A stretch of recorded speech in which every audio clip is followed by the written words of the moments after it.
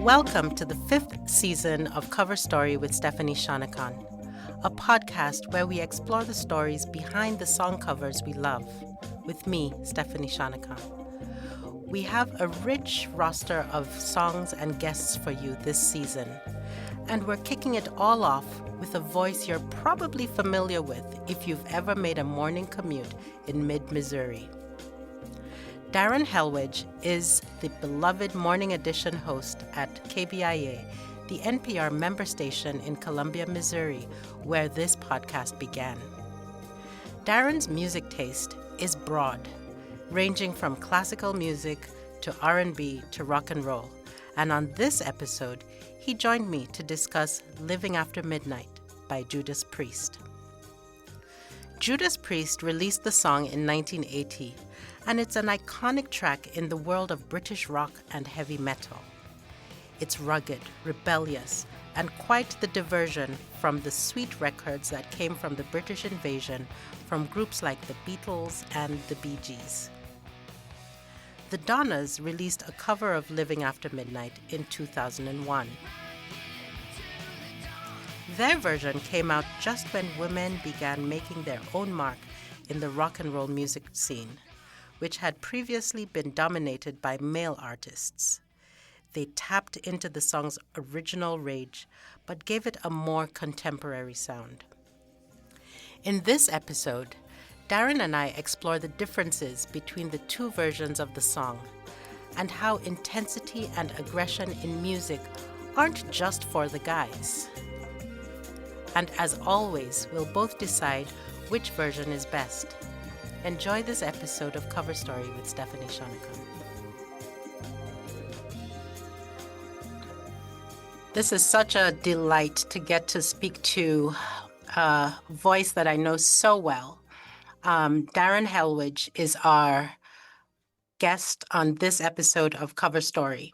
And I cannot say enough how much of an impact Darren's voice has had on my life. I remember when we first moved to Columbia, Missouri, and I put the local NPR station on. That was the first voice that I heard. Darren, has it been over 35 years now you've been at KBIA? Oh, now you're going to make me do math. Yes, 37, 38-ish, somewhere in there. So long time. Long time. Seen lots of changes at Mizzou, and Yes. For many of our listeners, folks know that I spent a good deal of time at Mizzou as well. So got to know Darren really well. Darren is an award-winning host and producer at KBIA. So Darren and I are going to talk about Living After Midnight, which is an anthem, really, a party anthem that was released by Judas Priest in 1980.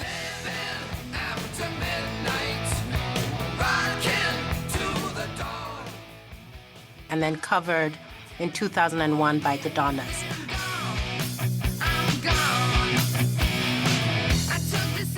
But before we get into it, into the song itself, Darren, I want to kind of step back a little bit and talk about how music featured in your life growing up.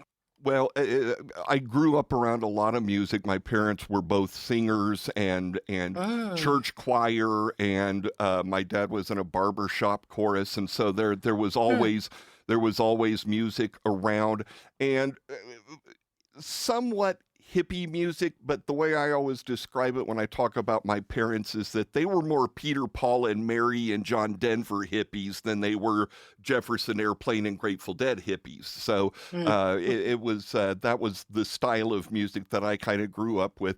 I fell in love with the radio when I was a little kid, and I listened to WKY and heard all the top 40 hits back in the mid 1970s. And I went out, saved money from mowing lawns, and went out, and I still remember I got Who's Next and Steve Miller Band, Greatest Hits. Those were the first two albums, and I kind of branched out from there. So I've always been a little bit more broad thinking when it comes to rock and roll music. And then when I got to college, there was, of course, a radio station. And for people who are familiar with what we've got in Columbia, Central had the same deal. This is Edmond, Oklahoma, had the same deal. We had the one big NPR station that played some classical music, that played the NPR and Morning Edition and all that. And then there was this little station in a back room, kind of forgotten about, but still associated with the university, that played what was becoming known as alternative rock or college rock or whatever. It was punk and new wave, and I got made the music director there eventually, and I eventually came to view the station not just as in what I really wanted to do, but it was also the place where I had my tribe, my group of friends that I am still very close with. A lot of those. Oh, that's wonderful. Yeah, That's so. wonderful. Were you what's called a metalhead ever, Darren? I liked the music. I was not ever into the lifestyle that implies. I was kind of a nerdy suburban kid, and so I'm listening to the type of music that those type of people would have been listening to, but I wasn't hanging out in the smoking lounge. Boy, that ages me. We had an area in our high school where you were allowed to smoke cigarettes, and they don't have that anymore. But I was not necessarily hanging out with them. I wasn't going to concerts that often, but I was enjoying that kind of music along with all these other kinds. Yeah, because I was having trouble imagining you, like in the leathers and the No, I never did. piercings. I was never like, did. I don't know if that go was that ever far. Darren. I ran my hair awfully darn long. The people who have been around for a Did long you? time remember when I first started at the radio station, I had it halfway down my back. But that, What? oh yeah, I'll have to find some photos. I'm gonna need a picture of that. That will delight me. Yes. Okay, so this song, "Living After Midnight," is actually the first metal song that we're talking about on Cover Story. So I'm excited to get into it. I took the city by the 1 a.m. Loaded. Why this particular song? So as we said, it's Judas Priest, which I think allows us to also speak about what the British were doing. So we know that Judas Priest is of a group that's formed in 1969 in Birmingham, not Birmingham, Alabama, No. Birmingham, England, Yes. right? And then we're putting their version that they wrote up against the Donnas, which is more of a rock band, I would say, Yes. that was established in California in 1993. So different generations, but also different shores, right? So let's talk about I would love to hear your thoughts about British rock music and British metal music of the 60s and 70s. What was the sort of character of it? How did it sound? How did it feel? And how was it different from what was happening in the U.S.? It came along right about the time that the hippie thing was kind of fading out a little bit, and what would be described as heavy metal, whether it's American or British, but you're right, the Brits did have their own sound and their own style and their own attitude about the whole thing, came on, and it was very aggressive. It was very, grab you by the shoulders and give you a good shake type That's music. right. And, that was fantastic. That was great when you're a kid and you've been listening to oh, I love you so much, I want to hold your hand, et cetera, et cetera. And That's right. and then all of a sudden you hear Priest and you hear Ozzy and Black Sabbath and you hear stuff like that. That expands your outlook on what music can do. And music is always going to be about expressing your inner feelings, and everybody in the world is at some point going to have a feeling of rage that that this music kind of encapsulated perfectly. So, that was really what was coming on. The thing that made Priest interesting and a little bit different was the guitars. You had two guitars, working together rather than just a traditional rhythm guitar and a bass. lead and a lead guitar and a bass. But with Priest, you had the two of them kind of harmonizing and working off of one another.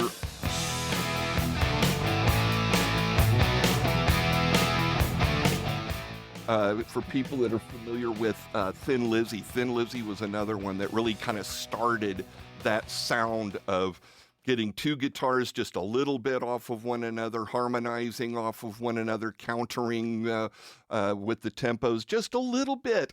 And it just made it more forceful and more powerful and more, even more grabbing you by the shoulders and shaking you. That's right. That's right. And so you use the term rage. You know, we're situating this in the late 60s, early 70s, you know, where we've come through the Beatles.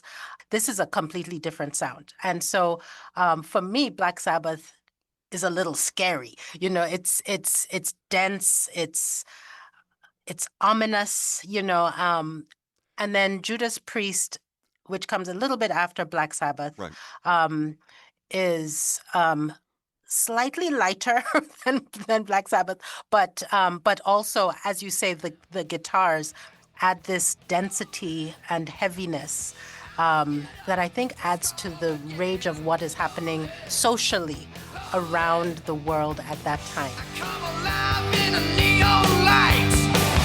That's when I make my moves right.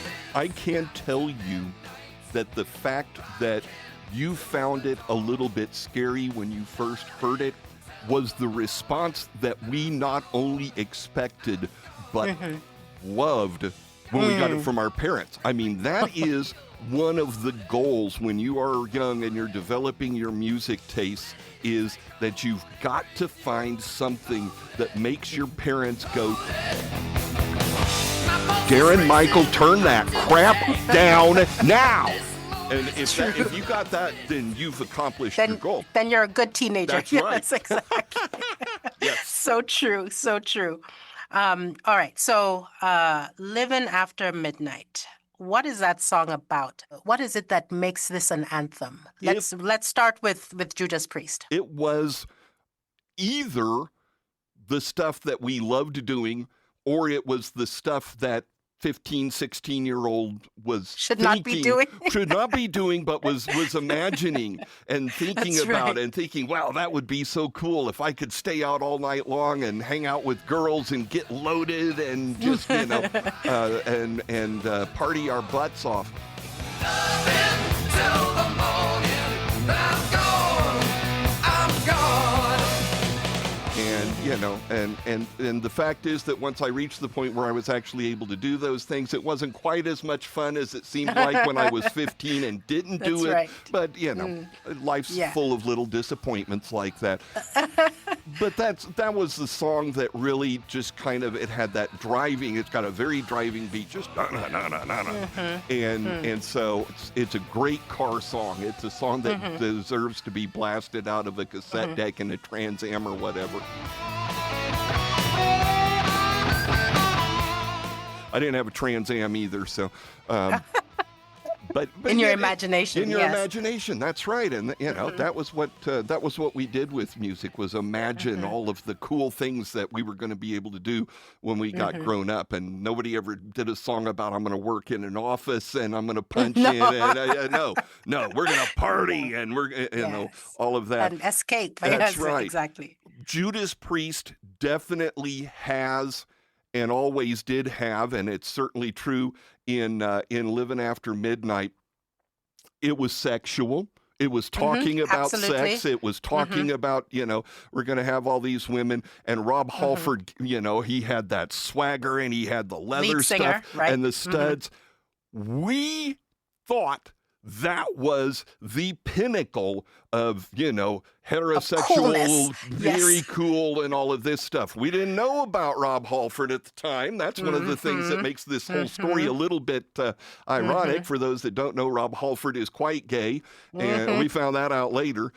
He's still cool as all giddy up, but the thought process we had associated with this and this style of music, very male, very much what we envisioned the guys listening to.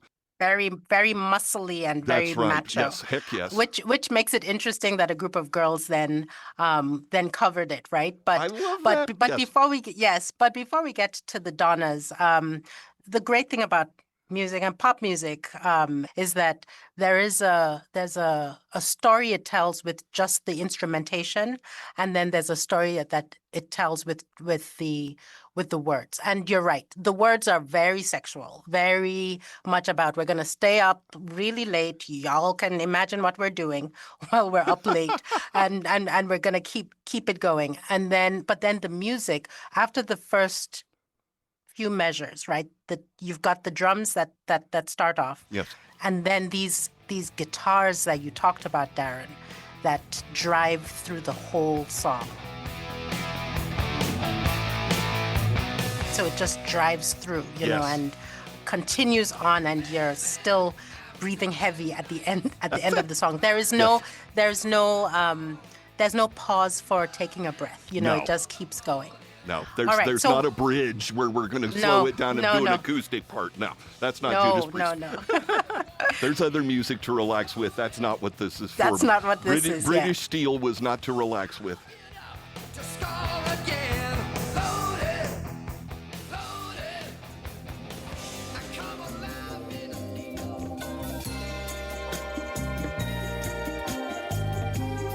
a This is Cover Story with Stephanie Shonekan. We'll be right back.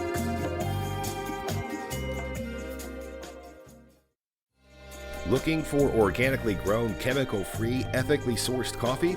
Visit Fretboard Coffee in Columbia, Missouri, where they roast in-house daily. Fretboard features 6 different brew methods as well as espresso drinks and handcrafted syrups. Every cup reflects Fretboard's dedication to quality and sustainability.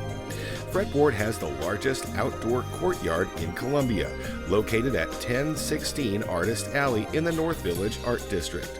Fretboard's coffee truck is at the Columbia Farmers Market every Saturday.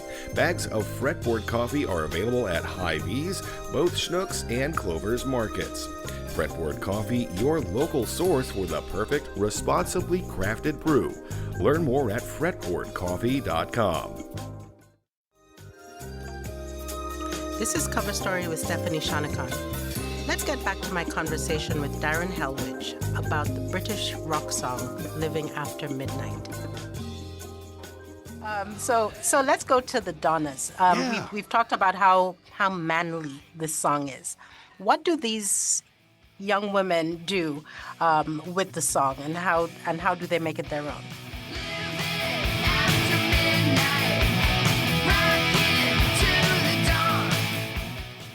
We talked about how music can expand your views and let you hear from people that you might not otherwise have heard. A point at which we start seeing women coming into this and saying, no, I'm not going to just sit and listen to Barry Manilow. I've got something to say, and I dig rock and roll.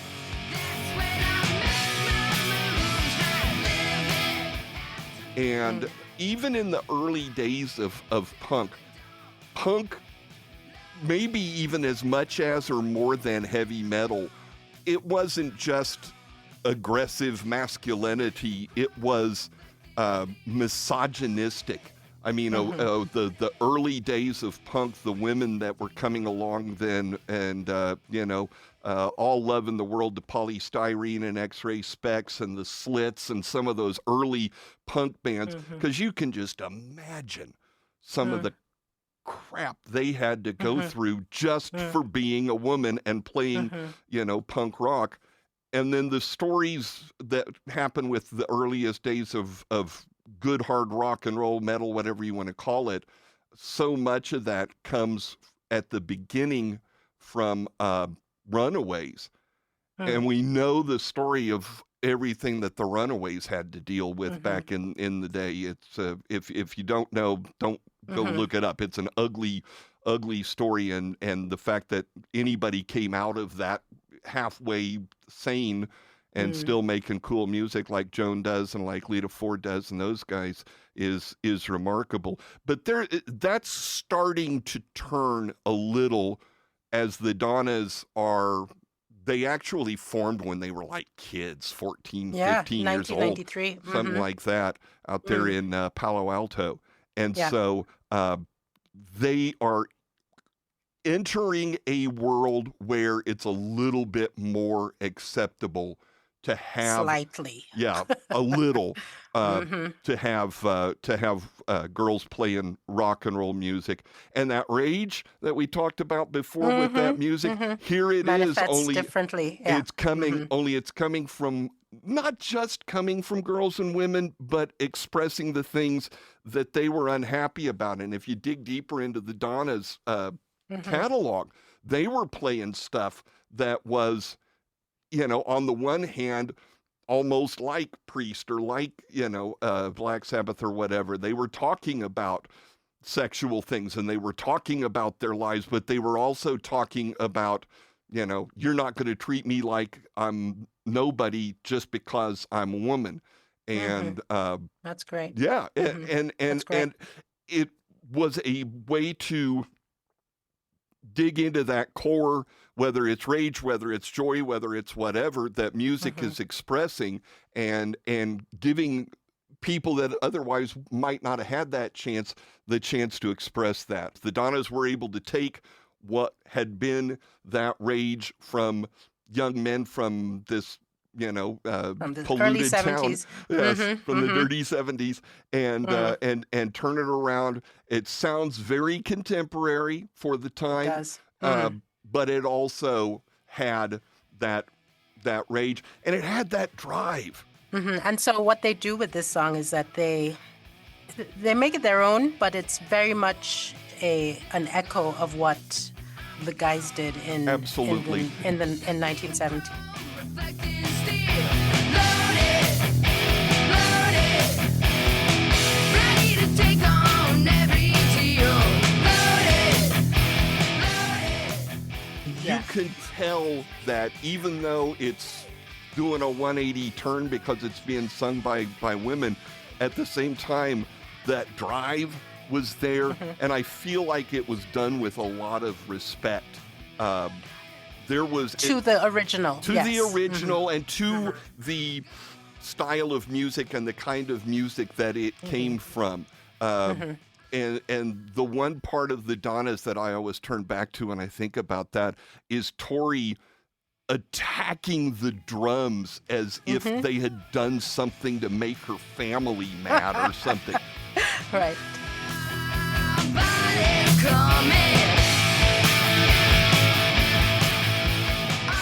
She played so hard that eventually she had to stop playing because she tore her shoulder up. And so we hear that in their version. We hear the drums; they go hard. I would argue harder than the guitars do. Yes. Right? Yeah. Even though the guitars do a great job of coming together. That's the but one thing that Priest had that Donnas never really Did could not- yeah, duplicate yeah. is the Yeah. two guitars together bouncing off of one another. They had Correct, the one correct. guitar and it's great, but It it's not sounds quite great. the same. We are beginning to round up here, Darren.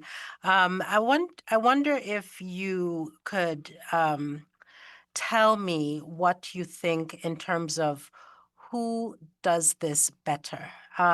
It's a question that my guests hate to answer, but Oh, Priest, oh my goodness. Okay, so the rule here, Darren, I didn't set Okay. it out well.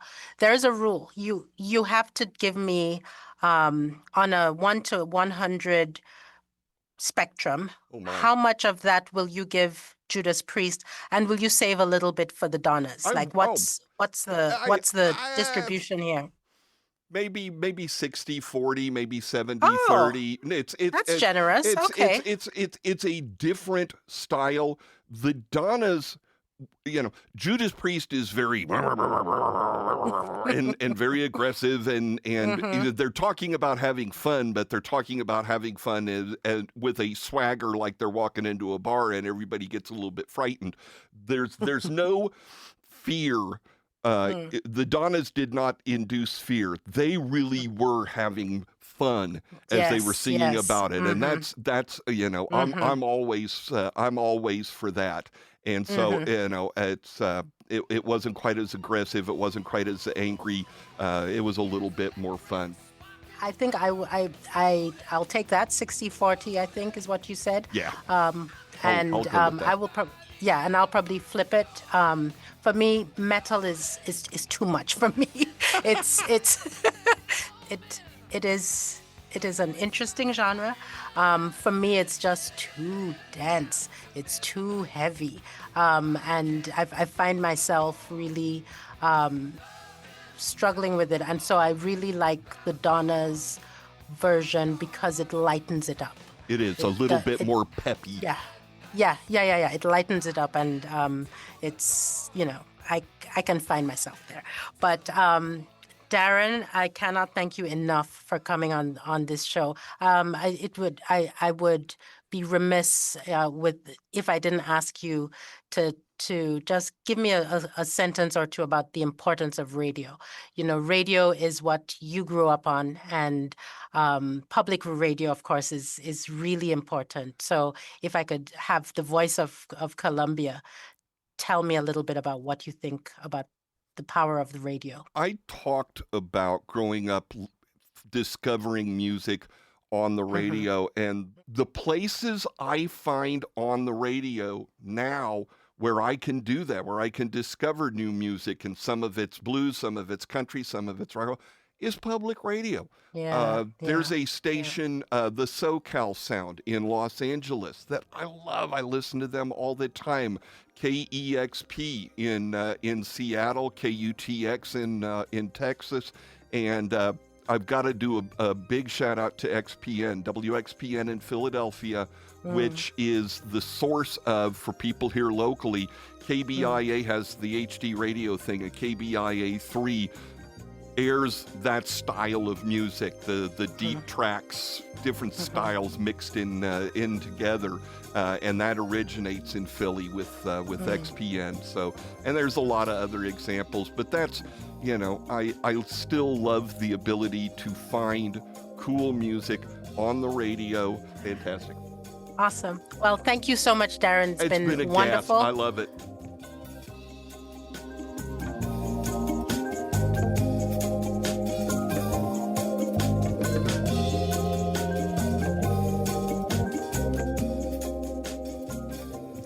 Thanks for listening to Cover Story with Stephanie Shonekan, where we talk about the songs we all love, the stories behind them, and how they live on through covers. On the next episode, I'll be talking with my friend Andrea Brown. We'll discuss The Way We Were by Barbra Streisand and Beyoncé's unforgettable tribute performance. That's next time on Cover Story with Stephanie Shonekan. Cover Story with Stephanie Shonekan is produced by Caitlin McElwain, Janet Saidi, Ryan Famuliner, and Aaron Hay. Special thanks to Nat Kuhn, recording engineer at the University of Maryland, and Mark Johnson, recording engineer at KBIA. This podcast is a collaboration between the Missouri School of Journalism's KBIA News and the University of Maryland's College of Arts and Humanities. You can find more about this podcast on Instagram at KBIA News, online at kbia.org, and on our Facebook page, Cover Story with Stephanie Shonekan. See you next time.